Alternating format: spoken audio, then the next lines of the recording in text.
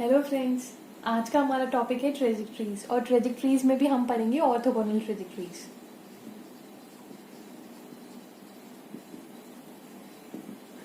तो क्या होती हैं ऑर्थोगोनल ट्रेजेक्ट्रीज? एक्चुअली में हम लोग जो देखते हैं वो फैमिली ऑफ कर्व्स देख रहे थे अभी तक। जब भी हम किसी भी डिफरेंशियल इक्वेशन को सॉल्व करते थे तो उसका सोल्यूशन मेरे को एक फैमिली ऑफ कर्व मिलता था। तो अगर मेरी कोई भी फैमिली ऑफ कर्व है, सपोज करो उसकी जो ट्रेजेक्ट्रीज हैं वो कुछ इस तरीके से हैं, ठीक है। तो और कोई दूसरा फैमिली ऑफ कर्व है, उसकी कुछ ट्रेजेक्ट्रीज इस तरीके से हैं, इस तरीके से नहीं, आप मान लो इस तरीके से हैं, ठीक है। ये लाइन है, लाइन की इक्वेशन है, मान लो इस तरीके से है। तो आप देख रहे हो कि ये पहली वाली फैमिली ऑफ कर्व्स और ये जो दूसरी वाली फैमिली ऑफ कर्व्स हैं, इसके हर एक मेंबर एक दूसरे की ट्रेजेक्ट्रीज मतलब एक दूसरे की ट्रेजेक्ट्रीज को आपस में इंटरसेक्ट कर रही हैं एट 90 डिग्री। कहीं पर भी देख लो आप, इनका पॉइंट ऑफ इंटरसेक्शन पे जो एंगल बन रहा है ना, वो 90 डिग्री बन रहा है, ठीक है। तो इसका मतलब ये जो ट्रेजेक्ट्रीज हैं हमारी, ये कैसी हैं? ऑर्थोगोनल ट्रेजेक्ट्रीज हैं।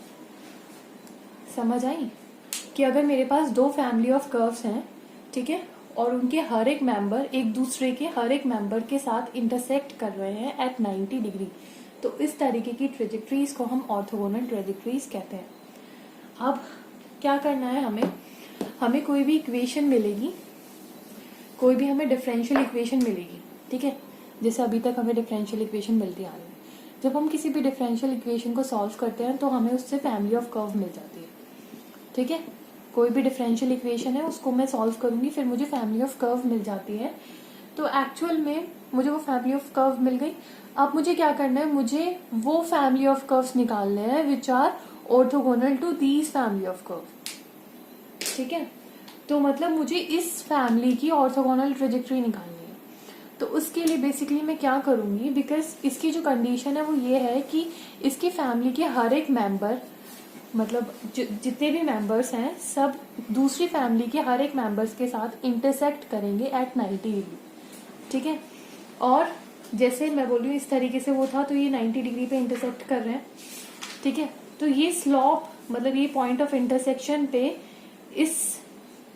अगर मैं इस वाले कर्व को देखूं तो इसका स्लॉप निकालने के लिए मैं क्या करती हूँ? dy ओवर dx लेती हूँ, ठीक है। ऐसे ही इस वाले का क्या होता है? dy ओवर dx होता है। और ये दोनों कर्व्स आपस में 90 डिग्री पे इंटरसेक्ट कर रहे हैं, तो मतलब इस टेंजेंट का स्लोप अगर मैं m1 बोलूं और इस टेंजेंट का स्लोप मैं m2 बोलूं, तो वो m1 इंटू m2 कितना होता है? -1 होता है। और स्लोप को मैं डिनोट करती हूँ dy ओवर dx से।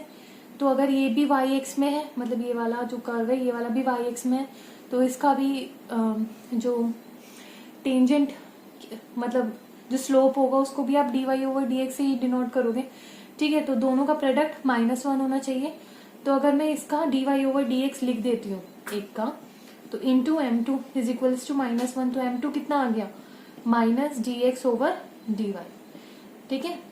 तो मतलब अगर कोई भी मुझे डिफरेंशियल इक्वेशन गिवन है और उस डिफरेंशियल इक्वेशन में अगर मैं dy ओवर dx को -dx ओवर dy से रिप्लेस कर देती हूँ, तो वो जो मतलब रिप्लेस करने के बाद जो डिफरेंशियल इक्वेशन बनेगी, ठीक है, उससे मुझे जो फैमिली ऑफ कर्व मिलेगी वो फैमिली ऑफ कर्व होगी जो मेरी पहली वाली फैमिली ऑफ कर्व से ऑर्थोगोनल होगी, ठीक है। समझ आया? तो अब आपको अगर ऑर्थोगोनल ट्रेजेक्ट्रीज निकालनी है, सपोज करो एक एग्जांपल ले लेती हूँ। कोई फैमिली ऑफ कर्व है given by this differential equation as dy over dx का whole square is equals to a/x। ये मेरी एक डिफरेंशियल इक्वेशन है, ठीक है। अब इसको अगर मैं सॉल्व करती हूँ, इंटीग्रेट करती हूँ, तो मुझे एक फैमिली ऑफ कर्व मिल जाती है ऑब्वियसली। लेकिन अब मुझे क्या करना है? मुझे वो फैमिली ऑफ कर्व नहीं निकालनी इसको इंटीग्रेट करके, मुझे क्या निकालनी है? इस डिफरेंशियल इक्वेशन, मुझे ऑर्थोगोनल ट्रेजेक्ट्री निकालनी है इस डिफरेंशियल इक्वेशन की। तो मतलब आपको क्या करना पड़ेगा? dy ओवर dx को रिप्लेस करना पड़ेगा -dx ओवर dy से। तो मैं रिप्लेस करूंगी यहाँ पे, तो क्या आएगा? -dx ओवर dy का whole square is equals to a/x, ठीक है। तो -dx ओवर dy कितना आ गया? a/x की पावर 1/2, a/x की पावर 1/2। तो अब x को इस तरफ लेके चले जाओ, एक्स की power 1/2 dx is equals to a की पावर 1/2 dy। अब आप इसे दोनों तरफ इंटीग्रेट करोगे, what will you get? X की पावर 1/2 का क्या हो जाएगा? माइनस एक्स की power 3/2 over 3 into 2 is equals to a की पावर 1/2 y प्लस सी। ठीक है, y प्लस सी। अब क्या आ जाएगा यहाँ से आपका? इसको लिख लो, एक्स की पावर 3/2 इज इक्वल्स टू ये 3/2 ए की पावर 1/2। ठीक है, इसको मैं कॉमन ले रही हूँ, y प्लस ये कुछ अगर मेरा C1 मानती हूँ मैं तो ये कुछ C2 आ जाएगा। आप समझ आया? कांस्टेंट में से ये कांस्टेंट मैंने कॉमन निकाल लिया। तो अब इसको मैं क्या कर सकती हूँ? स्क्वायरिंग कर सकती हूँ दोनों तरफ। तो क्या आ जाएगा? x³ is equals to 9/4 a y plus C2 का होल स्क्वायर। ठीक है, अब चाहे आप इस 4 की इधर मल्टीप्लाई की, मतलब इधर मल्टीप्लाई कर दो 4 की, तो ये आ जाएगा 4x³ is equals to 9a y plus c, या फिर लैम्डा रख दो, लैम्डा का whole square. So this is the equation, this is the required orthogonal trajectory. ठीक है, जहां पर लैम्डा आपका क्या है? पैरामीटर है। समझ आया? अब तो इस तरीके से आपको कोई भी डिफरेंशियल इक्वेशन कोई गिवन हो सकती है और उसकी ऑर्थोगोनल ट्रेजेक्ट्रीज आपको फाइंड आउट करनी होंगी, तो हो जाएंगी इस तरीके से। दूसरा है कि अगर मैं बोलूं कि मेरे पास कोई कर्व है y is equals to ax²। ठीक है, मुझे इसकी ऑर्थोगोनल ट्रेजेक्ट्री फाइंड आउट करनी है और a क्या है? मेरा पैरामीटर है। तो मैं इसको डिफरेंशिएट करूंगी। ठीक है, तो क्या आएगा इसका differentiation? dy over dx is equals to 2ax। अब मैं a की वैल्यू यहाँ से सब्सटीट्यूट कर दूंगी। a की वैल्यू क्या आ जाएगी? y over x², y over x², that is x ही आ जाएगा ये। 2y over x dy over dx। अब dy ओवर dx को किससे रिप्लेस करूंगी मैं? माइनस dx ओवर dy से is equals to 2y over x। तो अब वेरिएबल सेपरेशन से मैं इसको इंटीग्रेट कर लूंगी, minus x dx is equals to 2y dy। क्या मिलेगा आपको? -x²/2 is equals to 2y²/2 plus c. तो that is -x²/2 is equals to y² plus c, that is x²/2 plus y² plus c is equals to 0। ठीक है, ये family of curve है। ठीक है, जो इसके ऑर्थोगोनल है। और आप इसको सिंपली और तरीके से भी लिख सकते हो, आप इसको लैम्डा स्क्वायर करके भी लिख सकते हो। ठीक है, वैसे तो यही होगी। ओके, अब आता है, ये तो हमने बात की थी कार्टेशियन, हाँ ये तो हमने बात की थी कार्टेशियन कोऑर्डिनेट में। उसके बाद हमारा आता है पोलर कोऑर्डिनेट। तो पोलर कोऑर्डिनेट में आपको सभी को पता है क्या होता है? एक्स कोऑर्डिनेट क्या होता है? आर कॉस थीटा, और वाई कोऑर्डिनेट क्या होता है? R sine theta. यही होता है ना पोलर कोऑर्डिनेट। तो अभी कार्टेशियन कोऑर्डिनेट्स, मतलब कार्टेशियन में क्या कर रहे थे हम? कार्टेशियन कोऑर्डिनेट सिस्टम में हम कर रहे थे dy ओवर dx को रिप्लेस कर रहे थे माइनस dx ओवर dy में, और यहाँ पर क्या करेंगे हम? dr ओवर d थीटा को रिप्लेस करेंगे minus r² d theta over dr। ठीक है, बाकी सेम करना है आपको। तो देखो इक्वेशन ले लेती हूँ मैं। अगर मेरा इक्वेशन है लाइक कि find the equation of system of orthogonal trajectories of this parabola r is equals to 2a over 1 plus cos theta. इसकी मुझे ऑर्थोगोनल ट्रेजेक्ट्रीज निकालनी है। तो सबसे पहले मैं क्या करूंगी? मैं dr ओवर d थीटा निकालूंगी। इसको थीटा की रिस्पेक्ट में मैं डिफरेंशिएट करूंगी।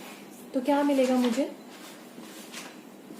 1 प्लस कोस थीटा का होल स्क्वायर। ठीक है, minus 2a as it is 1 plus cos theta, 1 का 0, कॉस थीटा का डिफरेंशिएशन माइनस साइन थीटा।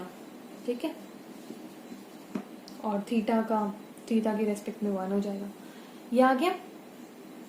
ठीक है, अब 2a की मैं यहाँ से वैल्यू रखूंगी तो वो क्या हो जाएगी? 1 plus cos theta into r. तो यहाँ पर क्या आ जाएगी इसकी value? 1 plus cos theta into r. तो 1 प्लस कॉस थीटा से ये एक पावर कट जाएगी, तो d r over d theta कितना आ गया मेरा, r sine theta over 1 plus cos theta. अब मैंने बोला था कि d r over d theta को किससे रिप्लेस करना है, minus r square d theta by d r. तो इसकी जगह मैं लिख दूंगी minus r square d theta by d are.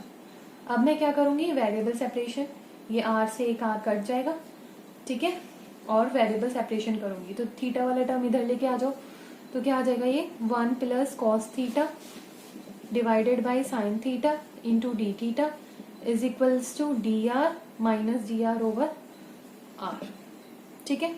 Integration integration plus सी, कुछ कांस्टेंट आएगा, तो 1 over sine theta is cosec theta. Cosec theta का इंटीग्रेशन क्या होता है, log cosec theta minus cot theta, ठीक है। फिर ये क्या है, cos theta over sine theta, cot theta, तो कॉट थीटा का इंटीग्रेशन क्या होता है, लॉग साइन थीटा, ठीक है, is equals to minus log, यहां क्या बचेगा r plus log c. Clear है। अब हम क्या करेंगे, log a plus log b, log a plus log b को क्या लिख सकते हैं, log a into b, that is sine theta की इसमें मल्टीप्लाई करोगे 1 ओवर साइन थीटा, तो ये तो 1 हो जाएगा, माइनस ये क्या है कॉट थीटा क्या होता है, cos theta over sine theta, ठीक है। तो इसमें भी क्या बचेगा, कॉस थीटा, तो ये क्या बच गया मेरा अंदर 1 minus cos theta is equals to ये बचेगा लॉग सी बाई आर, तो ये हो गया मेरा c by r is equals to 1 minus cos theta, तो r 1 minus cos theta is equals to c, या फिर आप लैम्डा लिख सकते हो, where lambda is a parameter, कुछ भी कांस्टेंट ले सकते हो, ठीक है। अब हम एक और क्वेश्चन ले लेते हैं इसके बाद। अब सपोज करो आपको इसकी ऑर्थोगोनल ट्रेजेक्टरीज निकालनी है, r raise to power n cos n theta is equals to a raise to power n, इसकी आपको ऑर्थोगोनल ट्रेजेक्टरीज निकालनी है। तो कैसे निकलेगी इसकी ऑर्थोगोनल ट्रेजेक्टरीज, मुझे पहले क्या करना पड़ेगा, इसको डिफ्रेंशिएट करना पड़ेगा विद रिस्पेक्ट टू थीटा। तो r raise to power n as it is cos n theta का माइनस साइन एन थीटा, और फिर एन भी आएगा तो माइनस एन, ठीक है, प्लस अब cos n theta as it is, और r raise to power n का n, r raise to power n minus 1 into d r by d theta, r का करेंगे ना फिर d r by d theta, यहाँ पे तो थीटा का था तो d theta by d theta 1 हो गया, is equals to a raise to power n का 0 हो जाएगा। क्लियर है। तो यहां से देखो d r by d theta कितना आ जाएगा मेरा, this n r raise to power n sine n theta divided by n r raise to power n minus 1 cos n theta, तो एन से एन कट गया, r raise to power n, तो यहाँ पे आर बच जाएगा ऊपर, तो ऊपर बचेगा आर, और sine n theta over cos n theta tan n theta, ठीक है, ये हो गया d r over d theta. अब मैंने बोला था d r over d theta को किससे रिप्लेस करना है, minus r square d theta over d r, तो यहाँ पर लिखोगे minus r square d theta over d r is equals to this, ठीक है। तो एक आर से ये एक पावर कट गई, ठीक है, वेरिएबल सेपरेशन कर देंगे अब हम, तो ये इधर आके क्या हो जाएगा, cot n theta is equals to minus 1 by r d r. अब इंटीग्रेशन करेंगे, कॉट एन थीटा क्या क्या हो जाएगा, log sine n theta divided by n is equals to, फिर यहाँ क्या हो जाएगा, log r minus plus log c, ठीक है।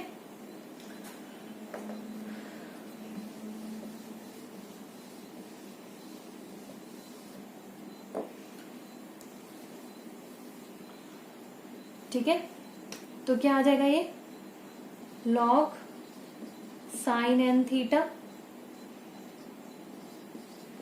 Over n is equals to log, इसको लिख सकते हो सी बाई आर,